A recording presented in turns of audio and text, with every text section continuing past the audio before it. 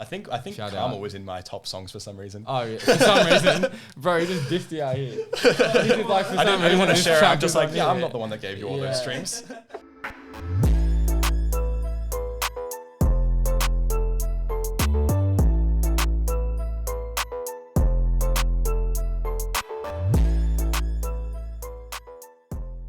Yo, what is going on, ladies and gentlemen? Welcome back to another episode of the Hittin Different podcast.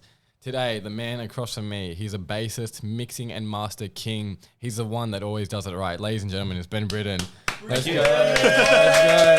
We've got a little live audience here as well. We do. Little, Yeah. this is big. Just a couple of people here. Yeah. We have like 4 men chilling at the back here, chilling, live audience. But yeah, welcome, bro. Thank you. Welcome. How are you? I'm very good. It's a pleasure to be here, man. Yeah, I'm excited to have you on. I know you are as well, which Very I'm excited. really happy. I didn't know how you'd like feel coming onto it, but it's good to know you like. Are you comfortable? Yeah, 100%. Really 100%. excited. That's the main thing. Before we get into it, though, guys, subscribe to the channel, like it if you are enjoying the content, follow us on Spotify and Apple if you're one of those listeners, and follow the socials at Hittin Different Pod on Insta and TikTok. But yeah, bro, what's been happening, man? Oh, not too much. I mean, on the way here, I was listening to some old Skrillex music, which was just crazy. Yeah. I've been really getting into like his production is just insane. Yeah, Skrillex is sick. Have you ever seen him live? I haven't seen him live. No. I went to was it Listen Out? I think. Was it Listen Out, Luke? Yeah, 2018. He had was a there? sick set. Does he do those stage dives as well? Does he still? Nah, do he this? didn't do it there. No way. Nah, I think he would have got ripped to shit. Yeah. Because he was like the headliner. Everyone sloshed at this point. So Yeah. if he would have jumped in, he would have just been died. dead. Yeah. He was actually one of the first artists I ever started listening to. Oh, really? Yeah. So like when they released YouTube back in like 2011, 2012, it was the first time I could ever just listen to any kind of music I wanted to. Wait, really? Yeah. What do you mean? Because that was before like Spotify and stuff like that. Oh, so if you wanted to listen to true. music, you had to either yeah. wait till it came on the radio. Yeah. Or you had to go out and buy the CDs album. and shit like that. Yeah. Yeah, damn. So like I just really got into like Skrillex and Daft Punk and that. Yeah. And that's pretty much when I started listening to music back then. Damn, what the hell? Yeah. Yeah, I actually forgot. Like, obviously, there was a world before Spotify. Exactly. Yeah. Before then, you couldn't listen to just any music you wanted to. Yeah, damn, that's crazy. So we'll get into it though. For those that don't know Ben, yeah, like I said, he's a mixing, mastering, producer-esque. Not producer, they're different, I right? am a producer. They are different though. Mixing and mastering and producing are different, right? Yeah, to some Well, degree. this is what when you explain, because I've looked it up. I've tried to like understand it, and I feel like if I explain this, it'd come across horribly. So like, if you can explain to the audience, or myself and everyone here, what I mean, honestly, like such a grey area. Like production these days, it depends on what genre you're working in. Yeah. In hip hop, it's generally the guy that makes the beat. Yeah, Would be like the producer. Yeah. And the mixing and mastering engineer kind of just puts that extra shine on everything on top. Yeah. So I'd be the one that records the vocals. Yep. And then we just add a bunch of effects to it. So like would be auto-tune, compression, EQ, bit of saturation and stuff like that. Yeah. I mean, yeah, there's such a grey area between it that kind of it all kind of blends together, and especially in hip hop and pop music. 100%, yeah. And I think it's something that's like very underappreciated in regards to like people that listen to music, because like obviously I've heard of songs you've been involved in before, and like you hear Briddon does it right, or you hear XYZ, like you're part of it, but like you don't understand the process because you just listen to the final product. You don't hear the before and after. Yeah. And it was a pleasure, honestly, seeing you last week. I think it was when I saw you working with Pluto. Yeah. On his song, like the way I said to you, bro, your ear is crazy. Like, Thank you. It's like it's an art that you don't get to like be appreciative of until you're there seeing it happen. You know what I mean? Because when you hear the final product, you don't know what it came from, how it started. You know what I mean? Yeah, it's always interesting, like listening to songs, because a lot of the time I get sent mixes. And you kind of get sent raw vocals and that, and it's cool to listen to like the original recording that you get versus what it actually turns out as. Yeah, for sure. And just to name a couple of things that you've been a part of recent anyway. So you've done Pluto's Duck Duck Goose and Impatient. Yeah. You've done 21 Days EP with Roachman on that as well. One of my favorite EPs I've ever worked on. Yeah, so It's we'll crazy. get into like some projects you have, like and what you've like stories and whatnot. You did Free Sunshine with Elijah. Yeah. And I think Crazy Cam, is that his name? Fuckboys? Yeah, I did that one as well. Yeah. And there's another girl, her name's gone missing here. You've done a lot of work with her as well. Was that Lizzie Claire? Yeah, that's it. Yeah. Yeah, she's a really talented artist as well. Yeah, well, she's a bit like she's not up there not with streams hip-hop? and stuff like that. And she's not hip hop either. She kind of goes through a bunch of different genres. Like at the moment, we're started doing like country music with her. Yeah, right. Which is a lot of fun. Yep. And what's especially fun about her as well is that it's not just vocals we record with her. Right. So she wants to record like actual drums, actual acoustic guitar and stuff like that. Yeah. So that's a completely different experience for me to just go into something different that's not just vocals. Yeah, for sure. So like one thing I want to ask as well, like how'd you get into this niche of like mixing and mastering? Because like I feel like it's such a like particular thing. Like I've never like even thought before, like I'd known of music, I guess, and been in this little bubble. Yeah. Like, never thought of a mixer and master. I've never had this thought come to mind. How did you get to this predicament where you're like, this is what I want to do? I mean, it started with, like I was saying, I was into Daft Punk, I was into Skrillex and that. Yeah. And the more I started listening to that, the more I was like, how do they do this? Yeah. Like the way that Daft Punk does their vocals is so unique. Yeah. And the way that Skrillex makes these songs is so unique. I mean, there's no one like Skrillex. Yeah, yeah. If you listen to his music, you're like, how the fuck? To this day, I still don't know how he does it. Yeah, right. Like, it's crazy. Yeah. And this was back when I was like maybe 13 or 14. The only thing I had access to was my phone. So I got GarageBand on my phone and I started writing my own music. And it was shit. Like, but like song vocals and everything, or you mean just beat? Oh, vocals no, beats. I was recording my own voice. Damn. I'm a horrible singer. Yeah, like, to this day, that's never going out. I think I've shown Jono some demos and they were horrible. Yeah. No, they were horrible, man. I was 14. I was like, that's like how my voice was like back then. Yeah, so I started doing that, and I ended up enjoying the recording process more than the actual sort of songwriting. Yeah, right. And then when I got into high school, I was like, oh, I can actually record this stuff on my laptop. Yeah. And about from kind of year 10 onwards, I was pretty much just making beats in school the whole time. Oh, really? Like I wasn't really paying attention, which is fine. I mean, I ended up doing it for a career for now, so it's good. Yeah. But yeah, it sort of just went from like the iPhone to there was a software called LMMS. I don't know if you've heard of that. That was like the most basic thing ever. You could pretty much add kicks and snares. Oh, okay. There was nothing you could really do with that. And then I got into FL Studio, which is really good for production. Yep. I started making beats in there. And then sort of around the start of 2020, I got into Pro Tools, which is what I use now. Right, okay. And that's really good for like recording, mixing and mastering. Like the whole lot. Exactly, yeah. And like one thing like that blows my mind is like with producers and people that make beats, like where does the sound come from? Like, is it something that like you hear something and then you turn it into like a noise, or is it like, do you just, because how, like the thing that I think about is like, how do you fathom a noise that hasn't been made yet? You know what I mean? Like that's something that's so insane that I can appreciate. Like, because you hear a song, how does it like, and it sounds sick. Where does it come from? You know what I mean? Like, what goes on in your head? I mean, if I'm making like a beat from scratch or whatever that, sort of the first thing I'll do is I'll lay down the drums. Yeah. Because that's like I get a good idea of the rhythm of the track and that. Yeah. And there's this really cool, it's called a VST, which is like a virtual software instrument. Yeah, right. And basically what that is just like you get a keyboard. Yep. And you can make any sort of sound that you want from it. Right, so if you like a soundboard, not sort of like a soundboard, but it's like it loads samples into it. So if you wanted to play a piano, you got the keyboard there, but also you can make that sound like a trumpet. You can make that sound like any sort of synth or whatever. Yep. And the software is called Omnisphere. Yeah, I've heard of that one. Yeah. And so pretty much I'll lay down the drums, I'll lay down the bass, and then I'll go into Omnisphere and I'll lay down just chords or whatever and just build the song up from there. Ah, right. So it's sort of just, you don't really have like, I mean, for me personally, I don't really have like a final product in my head when I started. Yeah. It sort of builds as I go along. Yeah. So I'll listen to the drums and like, oh, cool melody would be like, da na na, and then I'll play around with that until it sounds, cool. Yeah. And is it like and like, I know you don't think of the end product in regards to the actual sound, but is it like an end product in regards to the use case of what you're trying to make? Like, do you go in there and like, I want this kind of like emotion to come from it. I want like how, I think it kind of depends on how I'm feeling the day. Like definitely my mood influences what kind of music I'd be making if I was doing producing. The way I do get a final product sometimes is when it's just mixing and mastering, which is different to production. So production, I'm talking about making songs. Mixing and mastering is when I've already been sent a song and I'm just adding like finishing touches. So especially with these guys, I mean, I'll be recording the song in the studio. And then I'll sort of have final image in my head of like, oh, I want these like delays to appear in this section of the song and that. Yeah, because it's definitely easier. Like, because one, the creative in the sense of like you have to make the sound, and the other is more creative in like the sounds, everything's in front of you now. Exactly. You get to play with it how you like, kind of thing. Exactly. And I kind of prefer that. There's often been times as well where I've just added like little synths in the background, which you won't actually hear necessarily, but you'll feel it. You kind of just add space to the track. Yeah, it's crazy. And like, how's like, would you say you started, how long ago roughly? I mean, I started recording things on my phone when I was like 13-ish. But that was nothing like proper. I'd say properly I've been doing it since I was about maybe 15 or 16 on the computer. Yeah, right. And how's like your growth been? How do you feel like you've been going so far? It's always like, I listened to tracks I did 2 weeks ago. I'm like, I could do that better now. You always improve as an artist. I think, do you know who Rick Rubin is? He's like a producer. He's worked with like Metallica. No, I've heard of the name, but I wouldn't say I know him. He's worked with a lot of people. Yeah. One of his quotes was just like, true art is never finished. It's just released. And I think that like works with mixing and mastering as well, because it's like every time you listen back to the track, you're like, oh, I could have done this differently. Yeah. Well, 100%. Is there like where you at right now with it? Like, is it you're just taking opportunities as they come, or like, is there a goal you have in mind right now with it, or? I mean, I guess my goal is to just kind of keep making music. Yeah. I mean, it's sort of, I don't necessarily have like a 5-year, 10-year plan for it. Yeah. Because at the moment I'm making like it's enough that I can get by and stuff like that, which is fine. And that's kind of the goal which I'm reaching for long term. It's just I can keep doing this as a living, which is great. I've had this conversation with Luke. Like, imagine you're put in two scenarios, right? Okay, the dude goes to you. You're working this job, you find it all right. It's not the best. You get paid $100,000 a year. Yeah. If I got paid to do this podcast for $60,000 a year, I'd choose that. 100%. Same with mixing, mastering. It's not about like the money. It's about doing what you actually enjoy doing. And it's fun. It doesn't feel like work. Yeah, exactly. Yeah. And if you can get paid to live by doing that, then that's the goal. You know what I mean? Exactly. Yeah. So I literally feel the exact same way. Like every time I step into a studio, I'm like, fuck, this is the most amazing job in the world. Bro, I can tell the way you're into it. I get super into it as well. Yeah, it's so good to watch though. Like.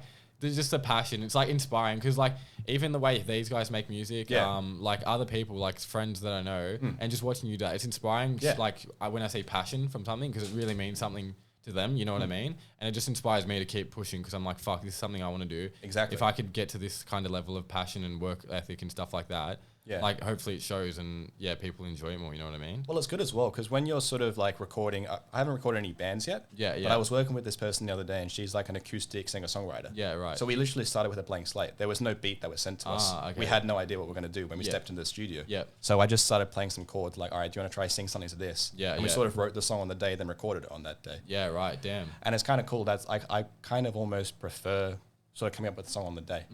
It's like you don't know what's going to happen. Yeah. It's kind of cool. Yeah, a wild ride. That would take a while though, eh? She was pretty fast with the writing, not going to lie. Damn. So wait, but you had to make the beat as well, is that what you're saying? It wasn't necessarily a beat, it was just chords on a guitar. Oh, and then I go home and add some stuff. Yeah. Oh, shit. Damn. So that's the first and only time you've sort of done something like that? I want to get more into that. Yeah, more into it though. Yeah. What is that more particular? I mean, is it more suitable to a genre, I guess? Yeah, like acoustic singer-songwriters, sort of like soul artists who come in like with the piano. Yeah. And then you have to do the role of a producer where you're like, what can I add to this track to make it feel more full? Yeah, right. And you don't want to add too much so that you're sort of the artist, if that makes sense. Because I can add whatever I want realistically to the track. I don't want to turn it into like an EDM track. Yeah. You know what I mean? Your goal isn't to be that kind of person either, is it? No, it's sort of sitting in the background. Like the artist is the main person and you're just there to add everything else in a sense. Yeah, to touch it up, finish it, make it like squeaky clean kind of thing. Yeah.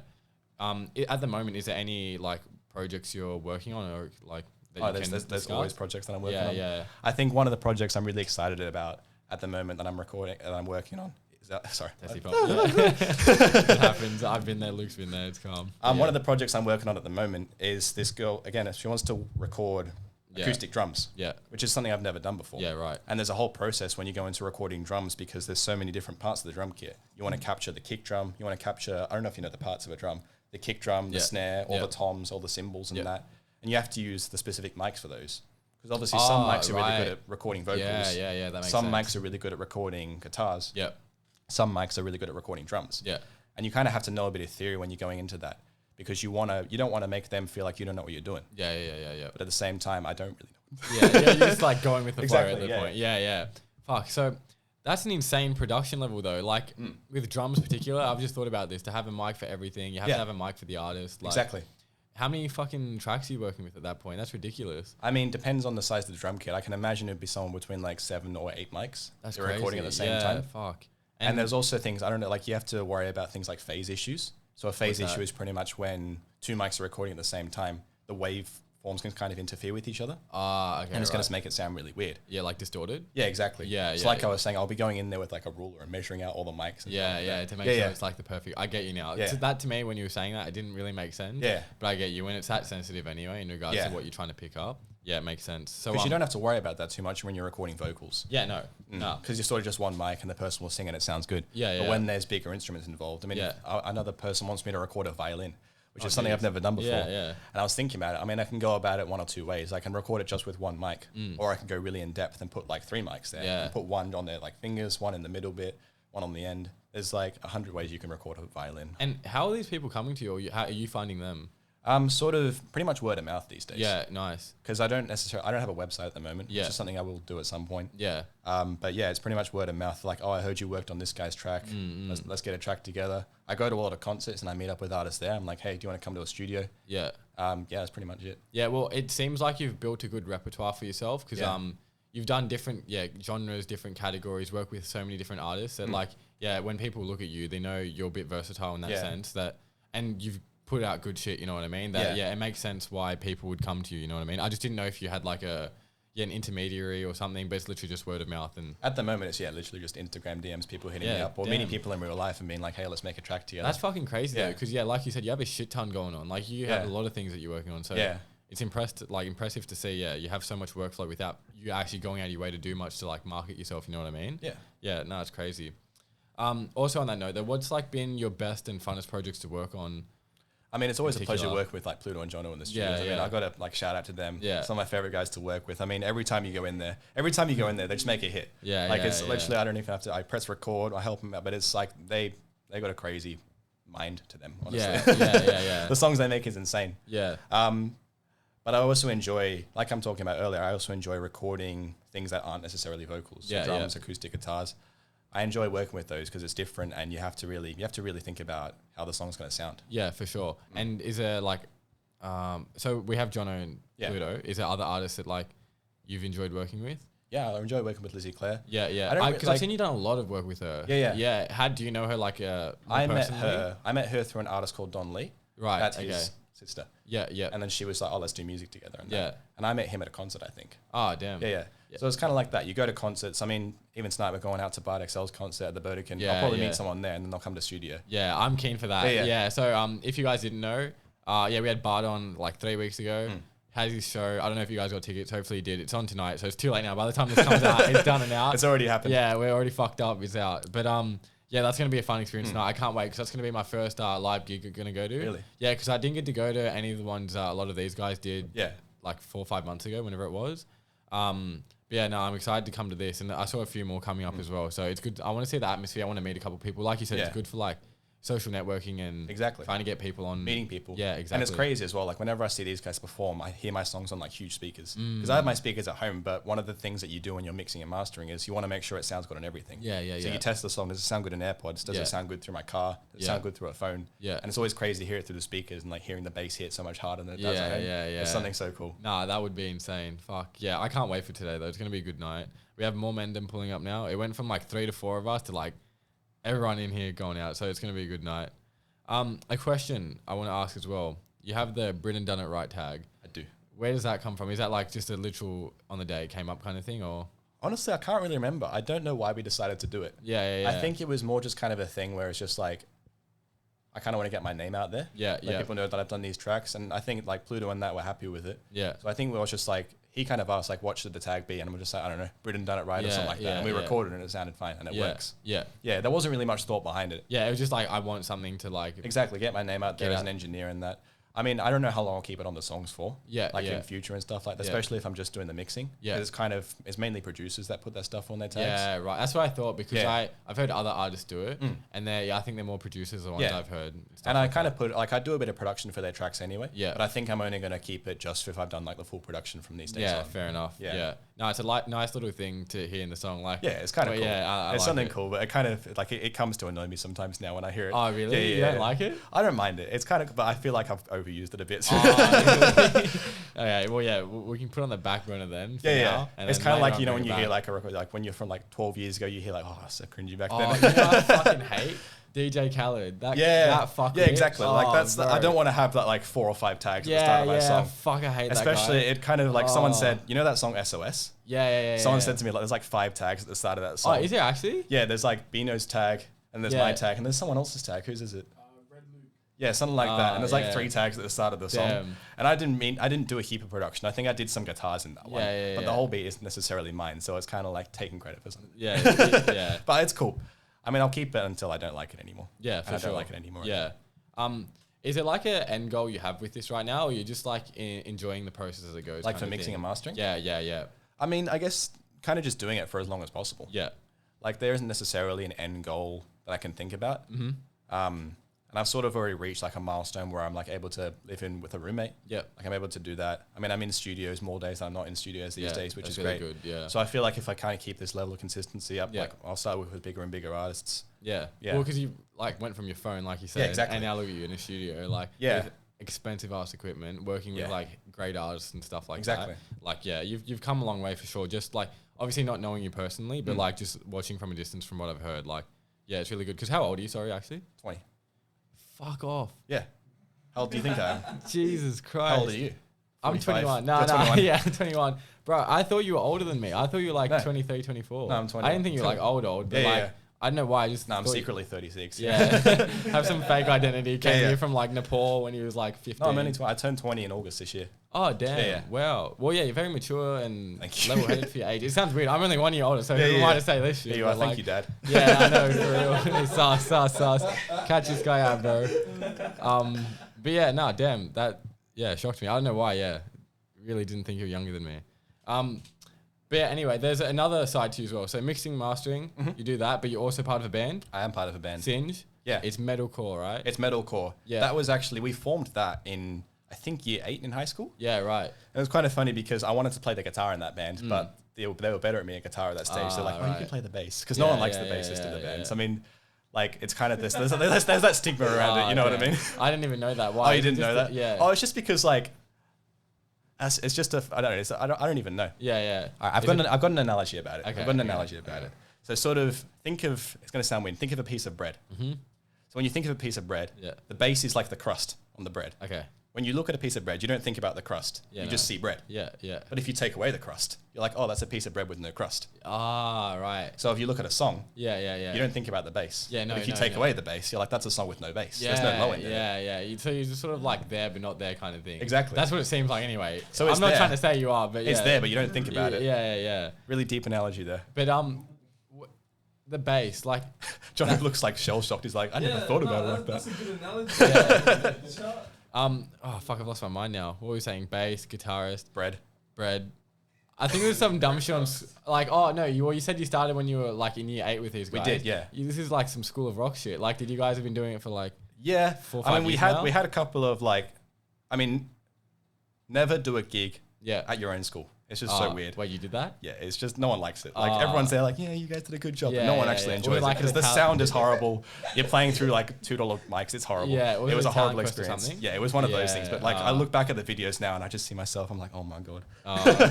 Fuck. Can we get some of that? No, that never gets out. Never comes out. That never comes out. Stuck in the vault for LK. That's stuck in the vault forever. Damn. No, but it was good. I mean, we sort of made it as just a bit of fun when we were in high school. We're like, we all play instruments together. Let's just have a bit of fun. Yeah. And it was all high school mates at the start, but now I met James, who's the drummer of the band, who's my roommate. I met him at a show. And it's funny, there's actually a picture of me and him at a show together like 2 years before we even met, and we're right next to each other. Without noticing. Exactly. We're cool because we didn't know each other back then. Yeah. And then 2 years later, I met him. Yeah, that's crazy. Yeah. Damn, what a small world though. A random gig? Yeah, it was like a random gig, like 2 years before we even met. And there's a photo of us like standing next to each other. And then how do you end up meeting? I met him through like a mutual friend. Right. And we were looking for a drummer for the band. He's like, oh, this guy plays drums. Yeah. We went to his house and he was fucking crazy. Yeah. He's one of the best drummers I've ever met. 4 or 5 of you? There's 4 of us at the moment. So I play bass. Yeah. We've got Ethan who does the vocals. Yeah. He does like the scream vocals. Then me on the, Dimitri on the guitar. Yeah. And James on the drums. He also does the clean vocals. I don't know if you've heard the song we have out at the moment, Refract. Yeah, I did. Yeah, so he does like the chorus vocals. Yeah, so that's the only Go stream Refract, by the way. It's on Spotify, all streaming platforms. Nice. No, plug yourself. Yeah, go for it. One thing I was going to ask though, it's the only body of work you do have. So I was going to mention, that was a single you do have out. Yeah. Is that, surely there's more, but obviously it's not released and... I can't talk about that. Yeah, okay. Yeah, we have a lot of songs and I've heard some of the they're crazy songs. Yeah, was this like is it last year, I guess, been a point where you guys sort of looked at each other and went like, should we start properly releasing? Because where were you guys at with it prior to like releasing the single, if you get what I'm saying? So we recorded it actually in like September of 2020. Yeah. I think it was, but COVID kept hitting. So we're like, we don't want to release the song and then be in lockdown and not be able to play like shows. Yeah. Because that's kind of the main thing we do after releasing. We're like, let's do a release show. Let's do a release tour. We recorded it with a guy called Mark Williamson, who's one of the best like metal producers I've ever met. He's such a friendly guy. Yeah, right. Like the way he thinks about music is just insane. Yep.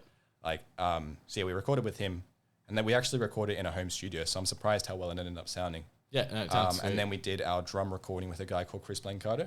Yeah, damn. So you have also so many facets to this though, jeez. Yeah, so it was like, because I didn't want to do the mixing and mastering for my own band, because especially at that point, I hadn't necessarily done like guitars and bass and drums and that. Yeah, and I wanted to send it off to someone proper. I think that by the time we get to like, future releases, it probably will be. Yeah. But for that one, I didn't do a lot of the mixing. I did the demos and that. Yeah. But we sent the mixing off to someone else. Yeah, right. Yeah. Okay. And sorry, as you were saying though, you had, what was his name for the? Mark Williamson was the producer, and then Chris Blancardo did the drums. Nice. And do you have, you said you can't get into it much, but do you have more coming We have up? more songs. Coming on the way though? Yeah. Yeah, nice. I saw as well, You actually performed at the Burdekin. We did. Last week, was it? Or 2 I've weeks never ago? actually been to the Burdekin without playing. Oh, It sounds like a huge like flex or something like that, but I've never been there without. So I'm really excited to go tonight and just watch a show. Yeah, and just experience it. How was the live performance? Was that your first ever live performance? It's so crazy. Like seeing, again, it's going to sound like I'm flat, but like seeing people sing back our lyrics. Yeah. It's just, there's no other experience like it. Damn, so playing you on had stage. people like out here knowing lyrics and yeah, stuff people like know that. our lyrics. That's People came up to us and were like scared to meet us. I'm like, you don't need to be scared to meet. I'm not that fan. Yeah. And then like people bought our merch, which is just like, it's so real. It's so unreal. Yeah, that's sick. Like, what was it, like a half an hour set? Yeah, we have a half an hour set. Nice. Yeah. And you guys. So we do actually play our unreleased songs there. Yeah. So well, that seems to be a common trend with artists, like because it's a good incentive to have people come, and it's like a good way of showing like homage. Or, is that the right word? Or like being grateful to the people that do come. You get to like show these little sneak peeks. You get to see that, and you also get to see people's reactions to certain parts of the song. Yeah, 100%. Because especially in like the metal genre, there's more than just the vocals. I mean, we have things called breakdowns, which is like where the drums go really slow. You get really heavy, like high-hitting riffs on the guitar.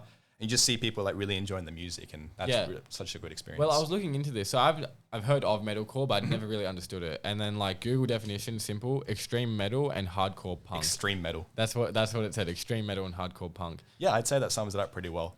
It's kind of the genre of it is sort of like, I mean, like old school metal is things like Metallica, Megadeth, Slipknot, and that. That's kind of like really heavy metal and that. Yeah. Metalcore is sort of a bit more almost chill. Yeah. I mean, you have like clean choruses where people sing in like a normal kind of tone. You have the screaming verses where people just kind of go crazy on the mic. Yeah. I mean, what do you know an example of a band that's metalcore? Polaris. I don't know if you heard of them. Parkway Drive.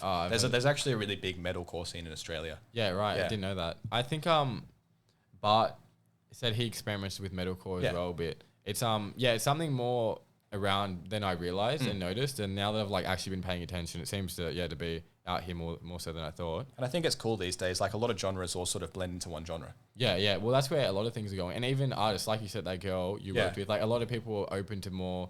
Not like being tunnel visioned into one alley, you know what I mean? Exactly. Like people just kind of do whatever they want these days. Yeah, it's 100%. crazy. Because there's so much more freedom, especially with like music and creation and all that kind of shit, that you don't have to like do X, Y, Z to get a label, then stick to that and then do this, you know what I mean? Like there's more freedom. And it's just how the world is in general, like not even just music shit. Like in regards to opinions and all that, it's just more open-minded and stuff like that. And I think especially during lockdown, a lot of people just kind of had like 4 or 5 months to just kind of do whatever they wanted to do. Yeah. And I was like really experimenting with playing with different sounds and that. Yeah. And I made some crazy songs in lockdown that, I mean, look, I have like a personal album on the way, but that's not going to get released for like 5 or 6 years. Damn. Very, very early stuff. Wait, interesting. Do you want to talk about it a bit by any chance? It's pretty much just kind of like an experience of my life up to this point. Is it music or is it sounds? music? It's music. It's music, not necessarily me singing, but more just instrumentals and stuff like that. Playing with synths and that. Yep. I mean, again, it's going to be like a 5 or 6 year project. Yeah. Is it? I want to take a lot of time with it. Yeah. But that could be, Is it kind of like Flume? I can't remember what it was called, but he had this like instrumental pretty much. I'd say the closest vibe would be like Frank Ocean. Okay. Interesting. That'd be crazy. So but again, that's not going to be released for like 5 or 6 years. 5 or 6 years. That's just like a project in the works right now. And it's documenting your life, I guess, until... Yeah, documenting my life and sort of just like playing around with sounds. Yeah. I mean, it's not going to be like a hip hop. It's not going to like hit the charts or whatever. Because it's going to be like kind of weird music or whatever. But I'm enjoying it. It's good times. Are you going to... I don't know how much you want to talk about it again, but are you going to like try make it as in like the projects are like chronological in regard to like where you are at music and all that kind of stuff? It'll be one of those albums that you kind of need to listen to the whole way through. Yeah, to like understand kind of thing. Yeah, that's so sick. I love albums like that. One thing I was going to say as well, you have another performance coming up, so go free and plug that. But Factory Theatre, Factory Theatre, that's crazy. Yeah. I've watched some shows there and I'm really like keen to play at the Factory. Where is that? Venue. It's right near Marrickville actually. Oh, so so that's right for you. Yeah. Where, and is that just a you gig? Because I was trying to like understand the post and I wasn't really. Is it just you guys performing? So we're supporting another band. Is that what it is? Yeah, that's sick. So it's what 10th of December. 10th of December it is. Factory Theatre. If anyone wants to, do you want to plug it? If you can plug it. Well, I don't know the details in regards to like ticket prices and all that. Actually, I don't even know what the ticket prices are. I mean, it's on the 10th of December. If you're watching this before the 10th of December, it'll be out tickets. Then. Yeah. It'll be next week, which is this week when you're watching it. But awesome. Yeah, no, that's sick. Do you have much lined up as well in regards to more performances or anything like that? we have a few things in the works. Again, like it's things that aren't released, so I'm not really allowed to talk about them. But we do have a few things which I'm really excited about with, some good bands. Where you're going and stuff like that. Oh, that's really sick. We'll get into some more chill talk, I guess. Well, you moved out. I did. You said that was like a big thing for you. It was crazy. I mean, the way I kind of describe it is like you just get so much more freedom. Yeah. Like, you know, there's no one else's rules. Yeah. I mean, you have to clean up after yourself. Yeah. You have to make your own food. Yeah. Like, you just become such an independent person. Yeah, the way is like, you know, like when people get their Ps, you're like, Yeah. I got all this freedom. It's like that with moving out, but instead of getting a car, you get a house. Yeah. And you have to like control it, sort it out, be responsible for it. I mean, it kind of sucked though, because again, I moved out during lockdown. So for kind of 4 months, I was kind of stuck at home, which was good for my mixing and mastering. Yeah. But it was kind of like, you know, it's a bit of a shit go. Yeah. You're just stuck there with this guy. Oh, I didn't mind that. Like, that was fine. But it was, it's just kind of 4 months in lockdown without really being able to go out and that. Yeah, right. Yeah. I think I've said to you before, like Brighton Sands Beach was like 5-10 minutes away from me. Yeah. Because that was within my 5Ks, I just kind of went there whenever I was feeling better. Well, at least had a beach. I had like shootings at the drive by and walk by when I was doing my runs. It was anything, man. But so you've been like, how long has that been since you moved out again? I moved out in March of 2021. Oh, so it's like 6. No, it's more than that. Like 6-7 months. Yeah, it's been a good time. Like I've really enjoyed it. Yeah. I really enjoyed it. It's such, you get such independence. Yeah. Well, it's even like, I didn't realize you were 20. I didn't realize you've moved out now already. Was there a particular reason? Was it for that freedom and like having that space and doing all that? It was actually so funny how it happened. I was just out and James called me, who's my roommate, and he just called me. He's like, hey man, do you want to move out? Yeah. I was like, yeah, I guess so. He's like, all right, sweet. I've got us a house. Wait, that was it? That was pretty much it. Oh, wow. So it's like the house is like his parents' house technically, and we're sort of renting it from them. Yeah. Oh, damn. Oh, that worked out well then. Yeah. Oh, what the hell? That was literally it. It was kind of like that, and then 4 weeks later I was there. And that was that? Yeah. Oh, how There wasn't really any sort of plan. Yeah, it was kind of just what happened. Like, let's get a house. Oh, well, I'm surprised you even went with that. I was just like, I'll give it a go. Yeah. Well, there's no harm in doing it. And like considering it's the parents as well, it's not that deep. Like if things don't Exactly. happen, That's the kind of thing. The one condition I had was like, if I want to move out, I can move out. Yeah. That's calm. Yeah, sweet. If you have that kind of predicament, bro, why not? You know what I mean? Exactly. Because I've lived by myself for like I mentioned earlier, I think it was like 7 months. I did 2 months 2 or 3 months by myself. Yeah. Then I had mates move in for like 4 or 5 months. It was one of the best experiences. Like having that freedom and living by your own rules and guidelines, I guess, like that. Yeah. And it's not necessarily that like, because I live with dad at the moment, it's not necessarily like he's saying do this, do that, all these things, but you just don't have that freedom. Exactly. Like you don't have that you would freedom. understand because you've moved out now, but it's just like it feels like a different weight off your shoulders. It does. And I think you end up having a different relationship with your parents as well. Yeah. Like they kind of see you as more an adult. You know what I mean? For sure. Yeah. We'd like to take a quick break to mention a word from our sponsors. Support from the Hitting Different podcast is brought to you by Manscaped, who's the best in men's below-the-waist grooming. Manscaped offers precision-engineered tools for your family jewels. Manscaped just launched their 4th generation trimmer, as you can see, the one I'm holding in my hand, all across Australia and New Zealand. The 4.0. Join over 4 million men worldwide who trust Manscaped with this exclusive offer for you. 20% off and free worldwide shipping with the code HDPOD at manscaped.com. Imagine shaving with this sleek, well-designed and optimized trimmer that makes shaving time your favorite time in the bathroom. Well, did you know? Manscaped engineered the ultimate groin and body trimmer by focusing on intelligent functionality and an incredible, comfortable grooming experience. Their 4th generation trimmer features a cutting-edge ceramic blade to help reduce grooming accidents thanks to their advanced skin-safe technology. I now feel confident shaving my boys. I would too. But did you mention the fact as well that they have wireless charging? I didn't actually. Come on, man. The The new wireless charging system uses electromagnetic induction, which can help battery length last longer. Damn, the 4.0 really does hit different. Really does. How's your experience with it been so far? It's been great. I've used it a couple times now, and it's just hella reliable. The first time, like we mentioned, it's good. It was great, but like using it a couple times, now I have like confidence in it. You know what I mean? You know it's doing what it needs to do consistently. So I've been enjoying it. I've been loving it. Like, thank you Manscaped for the sponsor, but 100%. yeah, get onto it, guys. Damn, bro, that's nutty. So get 20% off and free shipping with the code HDPOD at manscaped.com. That's 20% off with free shipping at manscaped.com and use the code HDPOD. Unlock your confidence and always use the right tools for the job with Manscaped. Your balls will thank you. Back to the program. So what do you get into then other than your mixing and mastering and all your band shit? Is there like little things you're into? I heard you played soccer before. Yeah. I mean, yeah, it's actually quite a funny thing. Back when I was like sort of like 10 years old until I was like kind of 14, I was really into soccer. Yeah. It was all I ever wanted to do.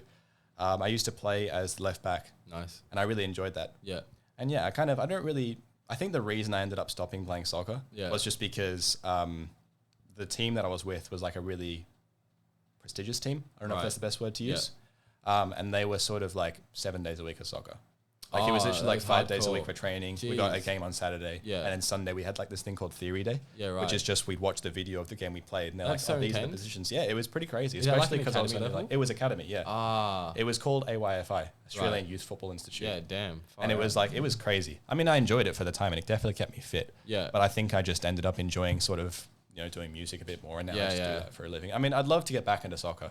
Yeah. But I feel like I'm just too busy right now. Yeah. Well, like even something casual like five-a-side. Yeah. Is fun. I mean, something fun. Like I would just do that on the weekends. Yeah, 100%. Yeah. Because it was something I did with, again, Luke, as a casual nothing thing. Too serious. Yeah, nothing too serious. You show up for like half an hour, 45 minutes play, and then that's it kind of thing. One thing else I was going to mention, what music are you actually into? Because you make a certain type of music. You genuinely work with another category of music. Yeah. Are you more the Skrillex beat-esque type person? I mean, again, I guess one of those things that really depends on the mood that I'm in that day. I mean, I listen to all sorts of music. The one genre which I don't really love is jazz music. I can never seem to get into that. Yeah, no, it's kind of boring. Yeah. It's really complex. But apart from that, I mean, I'm into everything. Like I listen to like Taylor Swift's new album. I listen to that. Adele's new album. I listen. You know, I listen to all hip hop and that. Especially, I listen to metal as well. Yeah. My Spotify Wrapped is like, you've listened to 400 genres this year. I'm like, okay, I guess so. Spotify Wrapped has just come out. It did, yeah. And I love it. Like last year, I remember like when it came out. Yeah. Well, I'll move that to the side for now. I remember when it came out last year. Hey, Duck. I was like, yeah. I think Karma was in my top songs for some reason. Oh, yeah. For some reason. Bro, you just dissed you out here. I didn't want to share it. I'm just like, I'm not the one that gave you all those streams. But you should listen to it. Yeah. It's so cool listening back to the songs that you do like in the past. Yeah, well, when they give you that little playlist, it's sick. Yeah, exactly. Like, I've been listening to that whole thing. Yeah. There's some songs you go, fuck, I forgot that song. Exactly. I forgot I used to love that song. Yeah, so like, I was about to say earlier, I used to like shit on this like Wrapped thing. I remember last year, everyone was posting it. I don't know why. I think it just got to the point where I was sick of seeing everyone's shit. Yeah, everyone does it. Yeah, and I was like, fuck off. But this year, I've been like really keen to see what people are listening to and interested in. And do you know what yours is by any chance? I mean, I don't have it with me, but I think I was something like 70,000 minutes or something like that of music. Fuck. What's yours on? Off. Yeah, well, we'll go to mine. 70,000. No, but I'm on 40,000. Oh, really? 70,000's a lot. Can anyone do the math for that? Luke, can you grab a calculator? But I think it's because one of the things I really... 60? To see how many hours that is? One of the things I really enjoyed doing recently is instead of going at nighttime and just putting on a movie, I put on an album. Yeah, right. And I haven't really done that ever properly. Yeah. And it just... 48 days of music. Yeah. That's pretty good. That's intense. Well, that's music in the car, music at nighttime, music on the train or whatever. Yeah, damn. Well, this was mine. Pop Smoke, Kid Laroi, Post Malone, AJ, Juice. It's pretty like... Stay. That's interesting because that song only came out recently. Yeah, I was surprised when I saw that one as well because I remember like at the time I was listening to it a lot. Yeah. But it was never something like I thought anyway. It was like a month or two like that was like I was really listening to it, but apparently I did. I started getting really into like learning piano recently. Oh yeah. Because I've tried to get into it like 3 or 4 times. So at the moment I play guitar, bass, and a bit of drums. Yep. But I've never got into piano. Yeah, right. And it's going to help me out for my production stuff. And Stay was one of the first songs I learned. Oh, no way. Yeah, it's kind of cool. How are you finding picking up new instruments and stuff like that? Are you pretty like easy to like? Are you based on sound or reading? Well, it's funny because a lot of the music theory that actually goes into instruments is all the same based on all of them. Yeah, I mean, if you know guitar kind of music theory, then you know piano music theory, you know like trumpet music theory or whatever. Yeah. So all the theory is sort of the same, but it's just how you kind of manipulate the notes, which is different. Yeah, right. So like I know all the basic theory, like major chords, minor chords, all the notes in the scales. I don't know if any of this is making sense. No, it's not. It's not. Like I understand chords and past that, major and minors and all that. No. It's good to have that like background in music theory. Yeah. But obviously like actual muscle memory and that of playing the piano is completely different. Yeah, right. Yeah. Damn. So like, well, we'll get into some questions. So I did ask people a little Q&A. What questions you have? I think we have about 5 here. One of them was anonymous. It's an anonymous person. Like, what instruments do you play? Yeah, so I think we just answered that, but I play guitar, bass, and a bit of drums. Yep. That's about it. Yeah. And, like I'm getting into the piano now. And now getting into piano now. Yeah.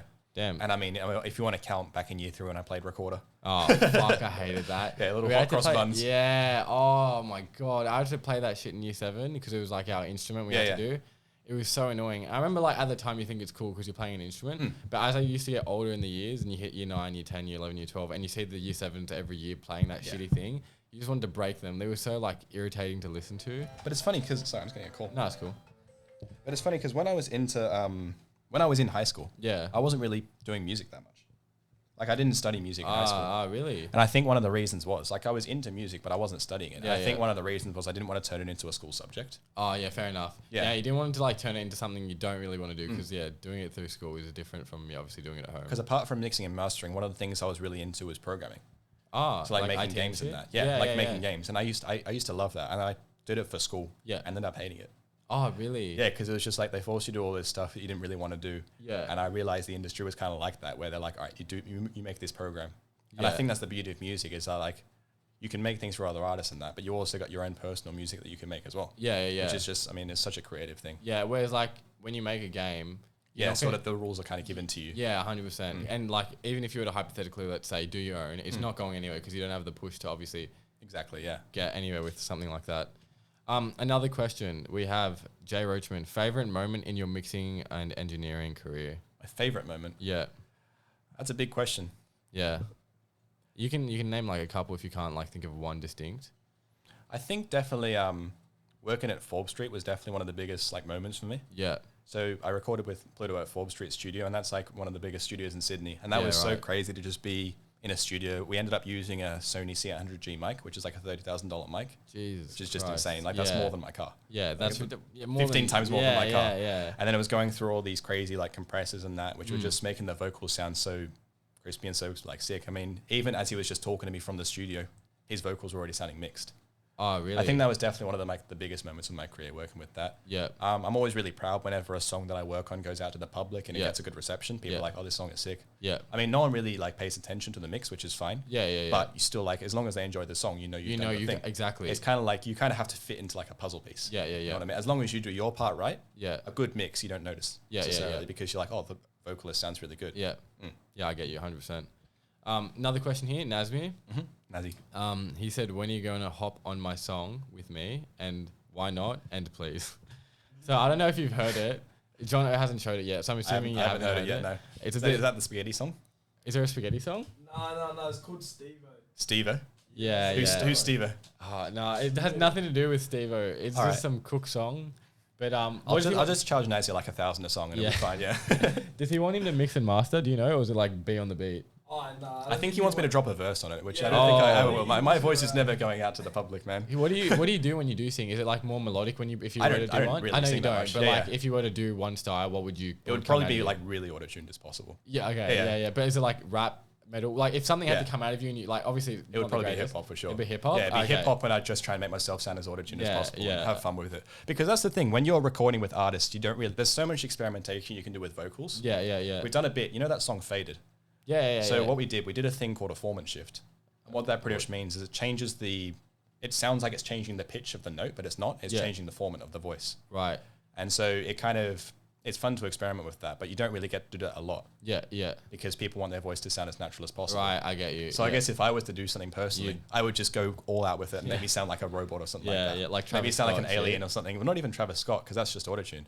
But I'd go crazy and make it sound like something not even human. Is there a difference between auto-tune and what was it, formant? Formant shifting, yeah. So auto-tune corrects your pitch. Yeah, right. Because you know how he's got the I can't do it, but like it does that. Yeah. So formant shifting. I don't actually. It's something to do with the harmonics in the voice, right? Like because when you sing a note, you're not just singing a single note. There's other notes which are there. This is probably getting really complex now, but there's like other frequencies which are in that note. If you sing an A, also the octave of the higher up A is in there. So if you push up the frequencies of that higher octave, then it sounds like it's a different pitch, but the A is still the same. I don't know if I explained that right at all. Fucking cooked my head. No, you probably have. I just don't understand the terminology to like understand. I can roughly understand what you're saying, but I obviously can't put it to one because I don't understand. But will you ever jump on this song to answer that question? It wouldn't go out. Definitely not. It's very controversial. We'll see what happens, Naz. Yeah, okay. Naz, there you go. I'll force him. After this, I have a little discussion with him. Yeah. But you'll lock me up in a room and just like record the vocals, man. Yeah. I'm sorry. Can't go. Luke as well. He asked another question here. So, do you have any people that you idolize within the industry? Do I have any people I idolize? Yeah. I mean, is that kind of asking like who I'd like my dream artist to work with? No, that's a different question. So, like someone like actually, is inspiration for you, I guess. I do actually have. Have you ever heard of a guy called Max Martin? No, he's really low key. So he's one of the biggest producers in the world. Yeah, but he's only known within the music scene, realistically. Okay. So he's had, I think, 28 #1 hits. Paul McCartney from the Beatles had 30. So this guy's like third in the world for number one hits. And he's just this crazy songwriter who like he writes hits for like Taylor Swift, Katy The Ariana Grande, The Weeknd. He made, you know, Blinding Lights. He was the producer for that song. Oh, wow. So I think he's probably like my biggest, if I was to work with a producer, like I idolize him. Yeah, yeah. You know what I mean? Like he's crazy. The way he understands music, every song he makes is a hit. Yeah. I don't know how he does it. Well, what, 28 number ones you said? 28 number one hits. Somewhere around that figure. Yeah. That's crazy though. I'm surprised he doesn't have as much recognition because he does that on purpose. I think he kind of like, he doesn't want to be like the biggest known producer. He sort of hides himself, but I mean, he's got a net worth of like 250 million. Yeah. But he's there out making all the hits in that. Yeah, yeah. Well, I guess if you don't want that lifestyle. Exactly. Like, yeah, there's no reason to put yourself out there. If you're happy to do the work you enjoy doing and you get all the fucking other benefits from it, like money and whatnot. I think that's good as well, because when you're an engineer, you get to sort of work with all sorts of genres. If you're an artist, you kind of, not necessarily these days, you kind of have to stick within a certain bounds. Yeah, somewhat. Yeah, but with me, like I can work with hip hop. Next day I'm doing like a classical song or whatever. Yeah. And no one really cares. Yeah, it's just the engineer. Yeah, exactly. Yeah. Another question though, so what's the best artist you've worked with? And that's from Luke as well. You can give top 3 because it may be hard to give best. I mean, I don't really want to like, you know, shit on other artists. Yeah, no, it's not. It's not in the sense of shitting on an artist. It's just like ones you like, maybe you gelled with more or like. I mean, I'm definitely gonna have to shout again, like Pluto and Jono. Yeah. And they're some of the favorite to work with. Yeah.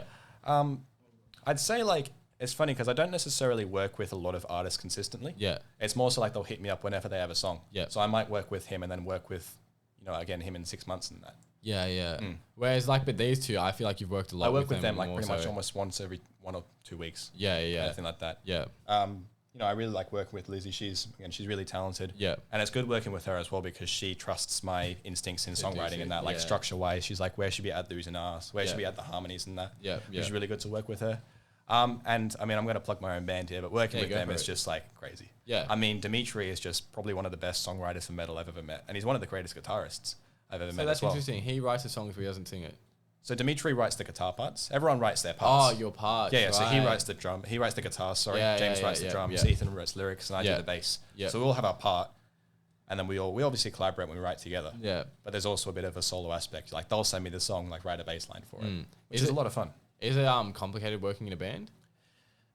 The most complicated part was probably working in the studio environment because we're all kind of stressed about things because we want it to sound as good as possible and we know that these are the final recordings. Yeah. So there was definitely a bit of like tensions in between us when we were recording, but I think it's all for the best. I mean, we're all super passionate about it. Yeah. And we all have like different visions for what we want. Not different visions, but like we all have our own. Yeah, same goal, but we all have different ways of how we want the songs to sound. Yeah. So it's cool for all that to come together. Yeah, well, as long as you guys are like pretty open with communication. Exactly. That's the main thing, you know what I mean? Because if everyone starts like hiding shit and people, I think that's when it can get messy and stuff like that. Because bands are known to break up, you know what I mean? Yeah, I don't think hopefully we don't. Sorry, I didn't mean to bring back. Like, so you guys are going to break up like 2 weeks? Yeah, no, I mean, we're all good mates. I mean, I've known them for like, I've known Ethan, the vocalist, for like 12 years now. Yeah, he's been one of my best mates. I think I met him in year 3 when I first moved to Sydney. Wait, where were you from? Originally I was born in England. Yeah, right. And then that makes sense for the soccer background, I guess. Yeah, my dad's like super into soccer as well. And then I moved to Brisbane, where I stayed until I was about like maybe 7 years old. And then I moved to Sydney, where I live now, obviously. Yeah. And wait, a question. I forgot to ask you earlier. Who do you support in soccer? Yeah. The Wanderers. Oh no, I don't care about A-League. Oh, A-League. EPL. I mean, I'm gonna have to say Leicester City because that's where I'm from. Honestly, it makes sense actually. Yeah. Whereas when you're like from Sydney, you don't have to be from anywhere, and you support whoever you want. Yeah, I support Chelsea, but like it makes Chelsea. sense. I'd say I'm a bit of a Man U fan as well. Like I love them. I love Wayne Rooney. Like he's one of my favorite players. I think I remember when I first got into soccer. I think I bought like FIFA 08 or something like that. And it's so crazy looking back on how bad the graphics are now. But when I first watched it, I was like, "Whoa, it's so realistic." But now they're just like 3 pixels running on the screen. It's so funny to see. It's crazy to see with like the evolution of games as well. Like, exactly. Like you played shit like at the time, you're like, that's fucking wild. And like I had this, so I was at work the other day. Yeah. And it's all old people, so work with like a leagues club. Yeah. And they all have to do like the COVID logins and all that, and they don't know how to use phones and shit like that. And like I deeped, I'm like, damn, am I going to be like 80 one day? And there's going to be some form of technology. I'm like, fuck, I don't know how to use it. It will probably be the metaverse. But do you reckon there's going to be something like that? Yeah, that we're just going to be. Fuck, like, bro, as soon as they do hallucinations and that. If I ever walk up to someone, I'm like, I don't know how to do this because I'm old. That's fucked. I'm going to try keep with the trends and be with shit for as long as I can. It's like that when the teacher couldn't work out how to use full screen in school. Yeah. It's like, how do I open this? Yeah, it's she's like, Jake, can you come to the front and do it again? Oh, here we go. Bro, I'm so worried about that. Like, one thing that like, concerns me. Like, I don't want to get old and like be off the shits with like, I don't want to be that kind that's just like stuck in my time. You know what I mean? Yeah. Like, I think I'll be pretty like open and fluid because there are some people that are like that. Yeah. But I feel like every like second person I see like at the reception where I work, they just don't know what they're doing. They have no idea. They're like, I don't know. Like, one thing I do feel about that right now is Bitcoin and all that like crypto stuff. I still don't understand it. I mean, I need to like properly research it. I feel like that's just some futuristic technology that I know I'm doing, but I don't really understand it yet. I can teach you a bit. Yeah, I'm really into it. Oh, you're really into it? Yeah. Right now wouldn't be the best time to invest. Just because like it's towards the end of like a cycle somewhat. So like it means just on the up kind of thing. Yeah. You probably want to wait for like 4 or 5 months time when it like really quiets down because you're hearing about it now in the media and all that. Yeah. That's when you know it's like popping off a bit. Yeah. So once it calms down again, it's probably the best time to enter and learn all this shit. I'm always scared to invest into it. I've thought about it before, but like, I want to do my research before I do it. I had during lockdown, I used to play COD with all the boys and we used to like talk about dumb shit all the time. Yeah. And this one kid was went on a little debate about me about like crypto and like its validity of like a currency, I guess, like that, because he's into financing and all that kind of shit. So he knows like the metrics and terminology in regards to what makes an actual currency and all that bullshit, right? Yeah. So we were having a conversation and we were just talking about like what it is. So like, if you didn't know, cryptocurrency, it's like obviously a digital currency. Yeah. But the idea of it is that it's Bitcoin anyway. So cryptocurrency in itself can be so many different things, but like we'll keep it simple. Bitcoin is meant to be this form of currency that's limited in stock. So there's only like, let's say 21 million ever made. Right. And the whole idea of it, it's meant to be like a hedge against inflation.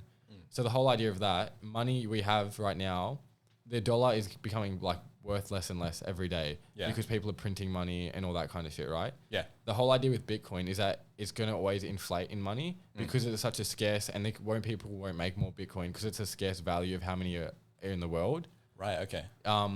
And as more and more people get involved with owning it, there's obviously less ownership ability to have a Bitcoin. Yeah. That's why the price goes up. You know what I mean? It's like supply and demand. Yeah, exactly. That makes sense. Because people used to have like 400 Bitcoins, didn't they? And nowadays you can't even buy one without spending like 60 grand. Yeah, it's ridiculous. Yeah. So like the mate was just saying like it's like bullshit just because like it didn't fit like these 3 points of criteria he said.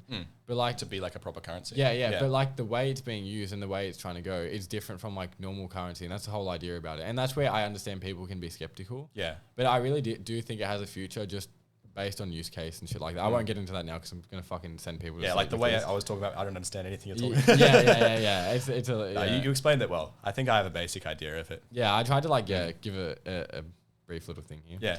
But another question here, final one. Jess, so she says, I don't know, first time on the podcast maybe, or second, I don't know. Shout out Jess. Dead or alive, who would or would have been a dream person to work with? I mean, I've thought about this question a lot. Yeah. I think I'd say my number one artist, if I was just to go with anyone, would be The Weeknd. Yeah. Because I just love the way that his production is done. Yeah, I love the way that his vocals are mixed. Like, he's really reverby, which I like working with reverbs and that because you can do so much with those. Yep. Like, you can, like, the way it kind of goes out in the stereo field, things like that. Yeah. And I think probably the most emotional artist I've ever worked with would be Daft Punk. They're not really around anymore. They've kind of stopped making music, but they were one of the first people I ever started listening to music with. Yeah. So it would be just such a trip to work with them. Oh, it would, yeah. Like, so I'd be like, wow, this is like when I was 12 years old. I was wondering how they make this stuff. Oh, bro, you know what's so dumb as well? You go like YouTube was how you listen to music. Exactly. As if you're like, I deep this like, oh, he's older than me. He's like cat meme video YouTube era, but YouTube was such a weird thing back then. Yeah, it was. But it's getting weird now again. There's so many like 1 minute videos that just keep popping up on my recommended. Yeah, well, I think they're pushing a lot of clips and shorter shit right now to get more ads in. Yeah. So you're seeing all this weird shit come up now. Like we watched like dash cam videos and shit like that. They're good fun. Yeah, and I watch all those as well. I'm always hoping I never see myself in the in a dash cam. Have you ever had a car accident? No, I haven't. I had to think about that then. Really? I've had like a sort of pretty much what happened once was it was in the rain. Yeah. And I sort of just hit the back of someone's car, but not hard at all. Like there was no damage done to either car. Yeah. Yeah, and then someone hit me from the back as well. Yeah. Oh, it was like a little pile up. Yeah, it was kind of a little pile up, but there was no damage at all. So there's never serious. Yeah. It never been a serious accident. Yeah. No, which is good. Like, obviously good. Yeah, you don't want a fucking car accident. Yeah. I've been in I did hear about the Sevo pile up. Oh, I wasn't in that one, thankfully. That one was, horrible. Had some girl that needed to be airlifted, apparently. Fucking... Anyway, I won't get into the details of that, but yeah, Jesus Christ. But yeah, no, I remember I was driving on like rainy road, and I I don't even think I was going that fast. I was chucking like a right turn at the intersection, and it was on my Commodore, and I had like really shit tires. I'm not gonna lie. And I spun out, and I did like a full 360 in the middle of the intersection, like because the back spun out. I remember when I did it, I landed it like not landed it, but like it went straight, perfectly fine, and it looked so like Fast and Furious X. Like you did it on purpose. On purpose, you put on your sunglasses after it. Yeah. And I remember I did it. I kind of like shat myself because like I could have died, but then I remember like thinking like, bro, this was so sick. Like I spun, and then as I like straightened back up again, I was in the lane that I exactly was trying to get into, and I hit the brakes, so I was like, fuck, that was a bit scary. Yeah. But yeah, no, I haven't gotten into a car crash except once up the road here. I got like T-boned by someone. Really? Yeah, it wasn't your fault though. No. Yeah, that was a bit traumatic because I remember for like a while I was driving and I always like wig out at intersections, like who's coming, who's not kind of thing. But you know what I hate is when you go on to an intersection and the light turns yellow. You're like, fuck, I put on the brakes when I go through. Send it. There's always I'm like, not gonna lie, I've probably run so many red lights. Yeah, no, I don't like, especially when there's a speed camera there. There's like a speed camera and a red light camera. Oh, I think there should be either. Yeah, because if it's a speed camera and a red light camera, you don't know if you should go through or just slow down. Yeah, cameras, I'm usually like pretty conservative. Yeah. Otherwise, I'm a bit of a fuckwit when I drive. Did you hear, actually random, Chillinit got arrested? Did you listen to Chillinit? Really? Yeah. Arrested? Yeah. So he was walking through our shopping centre like buy his mum some shit, and he didn't have a mask on from the store out here anyway, and they threatened to like arrest him. Oh no, so they told him to put a mask on from what I hear. Then they go, yo man, like what's your ID, what's your name? And he said some dumb shit like Peter Dinkle, like like it wasn't his name. And then they were like, what the fuck, like what? And he's like, I'm just fucking with you, man, it's just I don't have my ID on me. And then all of a sudden they just like, are you trying to like incriminate someone, like false ID? He's like, it's just a joke, bro. And then they arrested him. Then there was this full video, so I'm surprised you didn't see. Yeah, this video went viral a bit on like YouTube, TikTok. Yeah, I haven't seen the video, but I heard about it. Yeah, it was just him like getting like smashed up by these police. Had like at the end of it like 30 or 40 of them outside of Westfield. Really? Yeah, and it was just insane. Like, I think it was like I thought it was a publicity stunt because he had new music come out, and you know how like artists can do some dumb shit to get out there. Yeah, but it looks pretty legit. But yeah, it's just so dumb. Again, I'm not going to get into any of that because it's a bit dragged in regards to what actually happened, political, I guess, wise. Yeah. But yeah. Anyway, though, I think that's pretty much everything. Awesome. Happy with it? Anything you want to address or talk into more? No, man, I'm very happy with that. Thanks for having me on the podcast, man. It was crazy. No, it was a pleasure to have you on, bro. Yeah. Like, it was good to, like, I'm happy. Like I said to you before we record this, I like the whole idea of this platform. Yeah. Is to give people, like, of all types, like, a voice, you know what I mean? Because, like, other than, like, you're mixing and mastering, which is a sound and post-production thing, people don't really know you know what I mean? Yeah. So I'd like to, well, unless they've met you, obviously. Yeah. I'd like to, like, the whole idea of this platform is to, give that audience, give the audience someone to, like, look at if they need to, you know what I mean? So, fuck, my head's cooked. Anyway. Well, thanks for having me on, man. Honestly, I appreciate it. It's good to talk to you as well. Yeah, no, it's good to have you on. I'm keen for tonight. If you want to plug yourself, your socials, any songs you've worked on, anything like that. My Insta's just Ben Briddon, Ben Briddon, BRIDDON. Sweet. That's my name. Nice. Ben Briddon on Instagram. If you need him for mixing and mastering, I'm sure he'll be more than happy to check out your shit. Honestly, any genre, let's work. Yeah. That sounds good. So, like I said, it was good to have you on, man. Thank you. Thank you so much, man. And thank you guys for listening, viewing, and watching. Shall catch you next time, and we'll be out. This was Hittin' Different. Thank you. There we go. New tagline. Peace, ladies.